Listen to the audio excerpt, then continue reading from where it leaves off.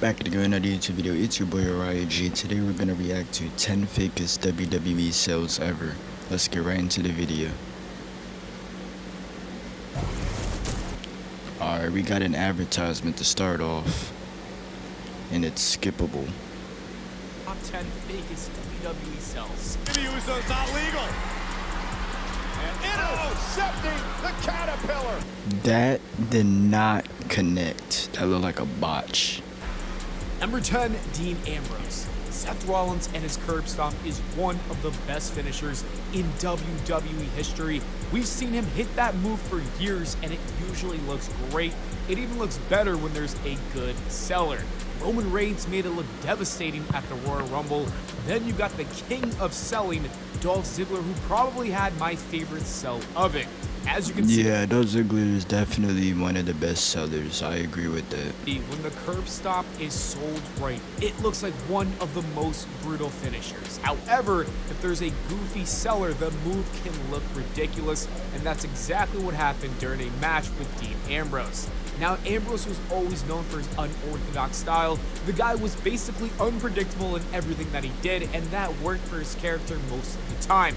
But when he took the curb stomp, that unpredictability worked against him. And the worst part is the curb stomp is one of those moves that looks so brutal on its own, you really don't need to add anything extra.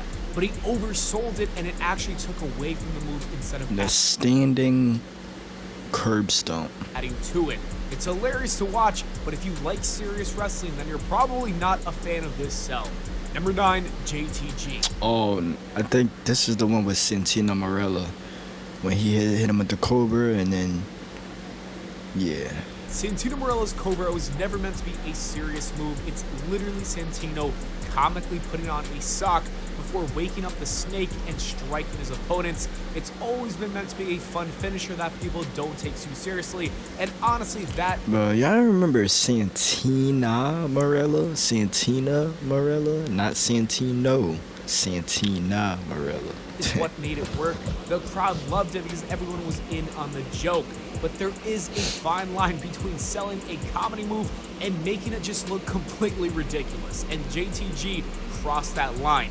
Now look, plenty of wrestlers have taken the Cobra over the years and sold it well. Guys like Daniel Bryan knew how to react to it in a way that kept the comedy intact without going overboard. But when JTG took the Cobra, he oversold it so hard that it made the move look fake. That's really saying something. That does not need any help to make it look devastating. It's simply a spinning heel kick straight to the face, and when it connects cleanly, it's one of the most believable strikes in WWE. And most guys who taken it sold it perfectly, because honestly, a lot of the time it actually does connect. That's what made it so effective. But during a match with Lars Sullivan, something went wrong. Alistair threw the kick and it completely missed. It wasn't even close. And look, things like this happen all the Yeah, that looked like straight wind. time in wrestling. Moves miss sometimes, and usually the best thing to do is to adjust on the fly. Did y'all see that? Moves miss sometimes, and usually the best thing to do is to adjust. I think he is a good in-ring wrestler. I ain't gonna say he's like overall like he has good in-ring ability. He's not one of my favorites, but he does have good in-ring ability, and he's good at being a heel. Like, he has the heel persona down pat. Just like when Austin Theory was a heel, I feel like he was good at playing a heel.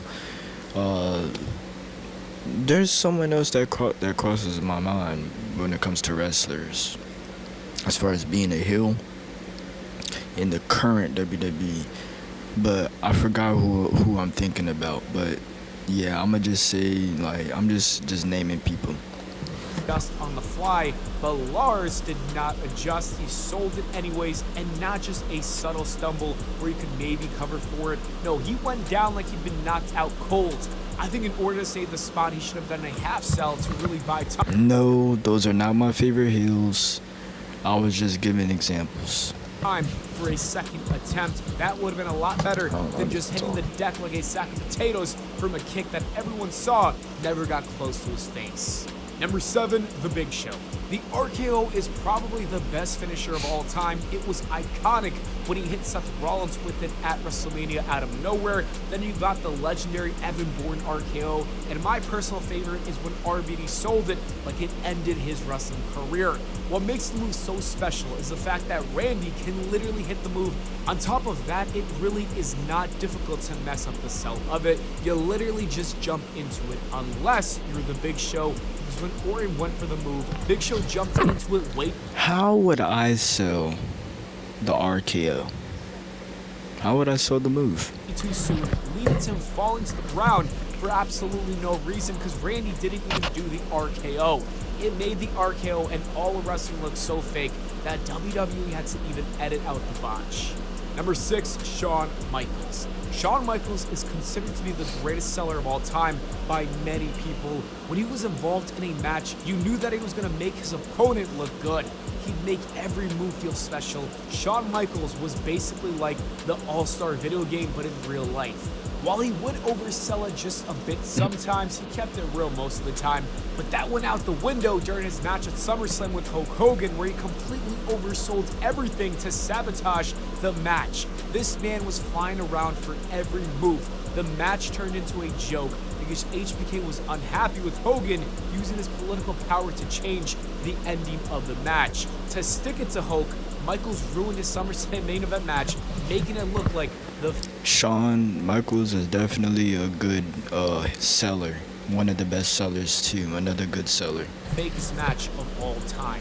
Number 5, Linda McMahon. Outside of Shane O'Mac, the McMahon family were not really known to be the best wrestlers in that ring. I mean, just look at the first ever stunner to Vince McMahon. He was literally flopping around looking like a fish. It did not look real. But then you appreciate that when you see the stunner to Linda McMahon. She literally sold the move in the opposite direction. Look, we should not have high expectations for Linda McMahon selling moves, but this is just next level bad. Yeah, that didn't look good. You know, Stone Cold when he does the stunner, usually to like what's the name? The Rock. The Rock knows how to sell the stunner. Versus John Cena is a WrestleMania dream match that people have wanted to see for over a decade. However, the WWE never pulled the trigger until it was too late in 2018, when both men were clearly past their prime.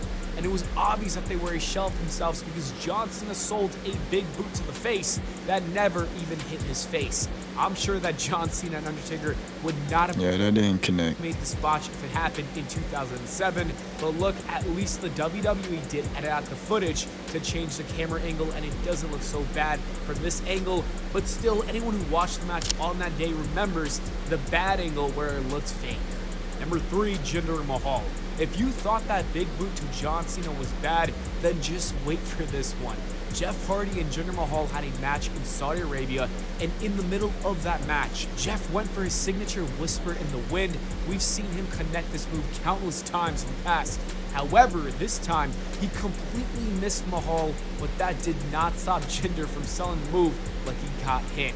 He didn't even sell it like it just hit his leg or something like that. The man really sold it like it fully connected to his entire body, and it looks fake, but it's still hilarious to watch, and people talk about it to this day. Number 2, Vince McMahon. Earlier, we looked at Vince McMahon's first ever sell to the Stone Cold Stunner, and it did not look pretty. The stunner to Linda was even worse, but I think the one at WrestleMania wins the contest for the fakest stunner sell I've ever seen. A 76-year-old Vince McMahon took a stunner from a 57-year-old Stone Cold, and that was already a recipe for a disaster. After the boot to the gut, McMahon completely lost all of his balance, and the two tumbled to the rope before even trying to save the move. It was ridiculously hilarious, and it's cool to know that Vince and Austin gave us one final classic stunner to end their rivalry. Number 1, Batista. The fakest sell ever goes to Batista. On an episode of Raw, Mark Henry ran down to the ring, and he got on the apron and pushed Batista. Yep, this is literally the thumbnail. You know, that's literally the thumbnail of the video, so yeah. The only problem with this is the fact that there was a delayed response. Batista also jumped so far back, it looked horrible, and I will say that it's a moment that fans won't forget. I always see this video pop up on my timeline every few months because it's that funny. Everyone loves to laugh at it. While it looks goofy and fake, it did create an unforgettable memory, although I would think that Batista wished it was forgotten. Anyways, that is it for the video, guys. Thank you so much for watching. I hope y'all enjoyed. Alright, that was 10 fakest WWE sales ever. What's y'all favorite sale? It doesn't even have to be in this list. It could just be y'all favorite sale ever. And who's y'all favorite seller in the wrestling company? So yeah, that was 10 fakest WWE sales ever. You guys tell me what you guys want to see next in the comments down below. I got more videos coming. Stay tuned. Subscribe, like, comment. And yeah, Uriah out.